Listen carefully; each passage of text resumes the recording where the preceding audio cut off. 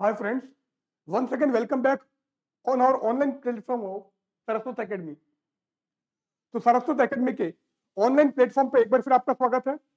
हमने मैकेनिक्स के 2 chapter discuss कर लिए हैं। आज हमारा थर्ड चैप्टर है और ये जो हमारा चैप्टर है ये क्या है?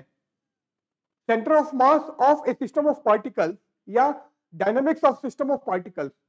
तो अगर हमारे पास में सिस्टम ऑफ पार्टिकल है तो उसकी डायनामिक्स क्या होगी, उसका सेंटर ऑफ मास क्या होगा, सेंटर ऑफ मास कैसे मूव करेगा और उसकी वेलोसिटी क्या होगी, उसका एक्सेलरेशन क्या होगा, ये सारे टॉपिक हमको हमारे इस चैप्टर में डिस्कस करने हैं।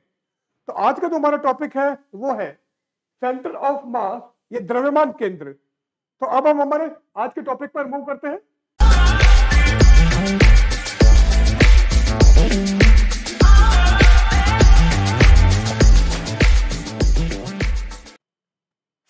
आज का हमारा टॉपिक क्या है? सेंटर ऑफ मास, ये द्रव्यमान केंद्र।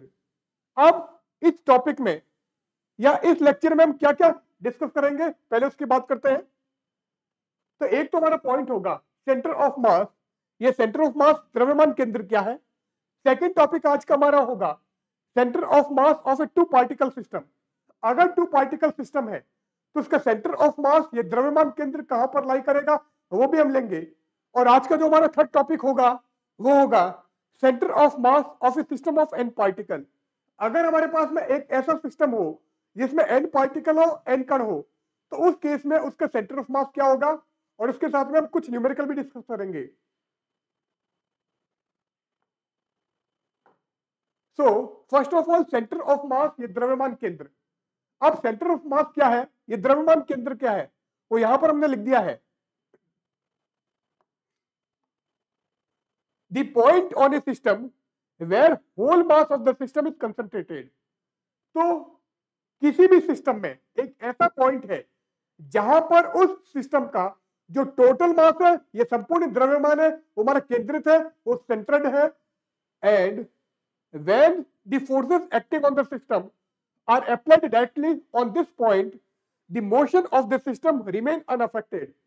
तो जो भी आपने सिस्टम पर फोर्स लगाया है, वो जो हमारा फोर्स है, वो जो बल है, अगर हम इस पर्टिकुलर पॉइंट पर लगाए तो उस सिस्टम का जो डायनामिक्स है, जो मोशन है, वो अनअफेक्टेड रहेगा, अप्रभावित रहेगा।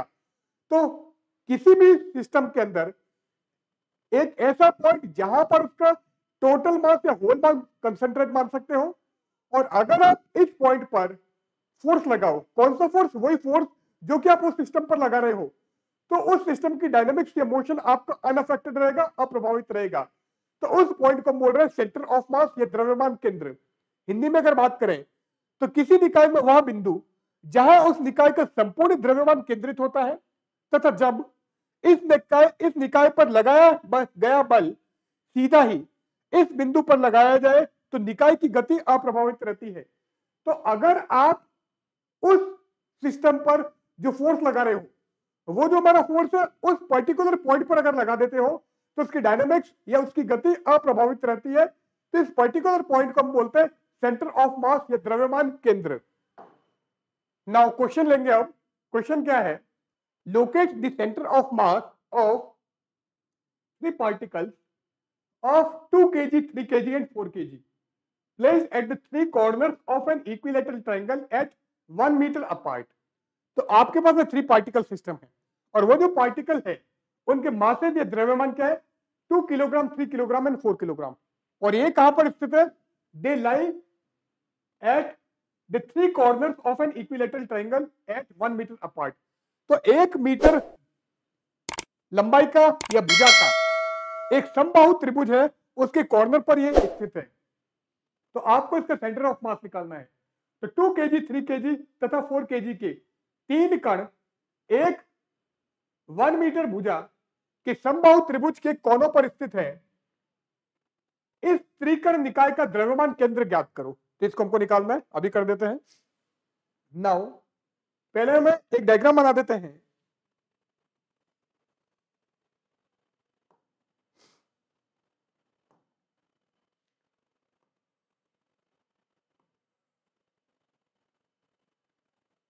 ये हमारा एक ट्रायंगल है, ये पॉइंट ए, ये बी और ये सी मान लिया। अब हमको दिया है कि भुजा आपकी 1 मीटर है, क्लियर है। ये भी 1 मीटर है। इसके कोऑर्डिनेट में 0 0 मान लेता हूं, तो इसके क्या हो जाएंगे, ये हमारे हो जाएंगे 1 0, और इसके ऊपर वाले के हम निकाल लेंगे। अब ए पर हमारे पास में 2 किलोग्राम, बी पर 3 किलोग्राम एंड सी पर हमारा 4 किलोग्राम, ये आ गया। तो पहले मैं पॉइंट सी के कोऑर्डिनेट निकालता हूं। नाउ यहां पर आप क्या करोगे, एक परपेंडिकुलर डालो, तो ये क्या हो जाएगा, ये हमारा हो जाएगा 1/2 0। अब आपके पास में ए सी तो 1 है, और इसको अगर मैं m मानूं, तो एम सी आपके पास में क्या है, एम सी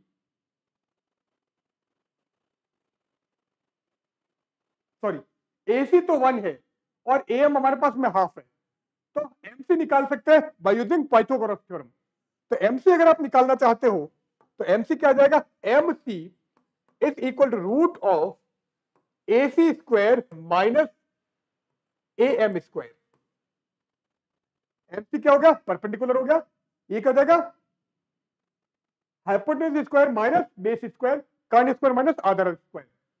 अब ए सी क्या है, ए सी हमारे पास में है 1, तो 1 का स्क्वायर, और ए एम क्या है 1/2, तो 1/2 का स्क्वायर, तो ये क्या हो गया, दिस विल बी 1 - 1/4 मीन्स √3/4, तो ये क्या आ गया, √3/2। तो अगर हम इसके कोऑर्डिनेट की बात करें, तो सी के कोऑर्डिनेट हमारे हो जाएंगे, एक्स तो क्या हो जाएगा, एक्स तो हमारा हाफ हो जाएगा, और वाई क्या हो जाएगा, √3/2। तो इसके कोऑर्डिनेट हमारे हो गए हैं 1/2 √3/2, ये आ गया। अब आप एक्ससीएम और वाईसीएम निकाल लो। तो अगर हम पहले एक्स निकालें, तो एक्ससीएम क्या आएगा, एक्ससीएम हमारा था 1/m sigma I M I X I, मतलब ये हो गया m1 x1 plus m2 x2 plus m3 x3 divided by m1 plus m2 plus m3, ये आ गया। वैल्यूज रख दो। तो अगर आप वैल्यूज रखोगे, तो m1 तो क्या 2, x1 क्या 0, m2 की बात करें तो m2 है 3, x2 है 1, प्लस m3 की बात करोगे तो 4, और x3 की बात करोगे तो 1/2, ये आ गया, divided by m1 plus m2 plus m3। तो 2 प्लस 3 प्लस 4, तो कितना हो गया, 4 और 3 7 और 2 9 9, ये आ गया। अब आप कैंसिल करो, तो ये 2 और ये 4 कैंसिल करोगे, 2 एंड 4 कैंसिल करेंगे तो हो गया 2, तो ये क्या हो गया, 3 प्लस 2 मीन्स 5, 5/9, तो आ गया 5/9 मीटर। ये हमारा क्या हो गया, एक्ससीएम हो गया। अब वाईसीएम भी निकाल लेते हैं इसी टाइप से। तो वाईसीएम हो जाएगा m1 y1 plus m2 y2 plus m3 y3 divided by m1 plus m2 plus m3, ये करना है। तो ये क्या आ जाएगा, this is equal to m1 क्या था 2 और y1 क्या था 0, m2 क्या था 3, y3 क्या था, सॉरी m2 3 एंड y2 हमारा था 0, इंटू 0 प्लस m3 था 4 एंड y3 क्या था, y3 था √3/2, तो √3/2 डिवाइडेड बाय 2 प्लस 3 प्लस 4, 4 और 3 7 और 2 9, ये आ गया।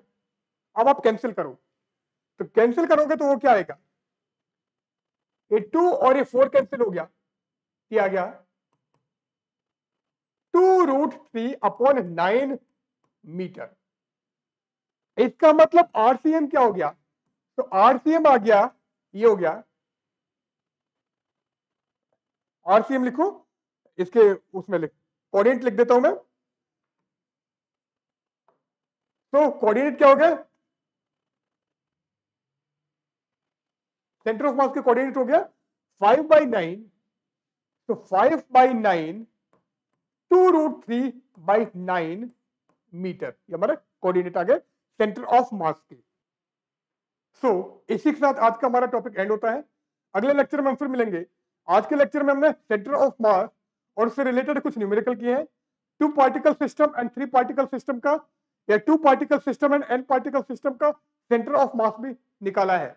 तो आप इस वीडियो को लाइक कीजिएगा, शेयर कीजिएगा। और अगर आपको ये सारे कंटेंट फुल मोड में चाहिए तो हमारा जो ऐप है सरस्वत एकेडमी, जिसका लिंक आपको डिस्क्रिप्शन बॉक्स में दे रखा है, उसको आप डाउनलोड कीजिए। वहां पर आपको ये सारे कंटेंट फुल मोड में मिल जाएंगे। तो अगले लेक्चर में फिर मिलते हैं, तब तक के लिए गुड बाय।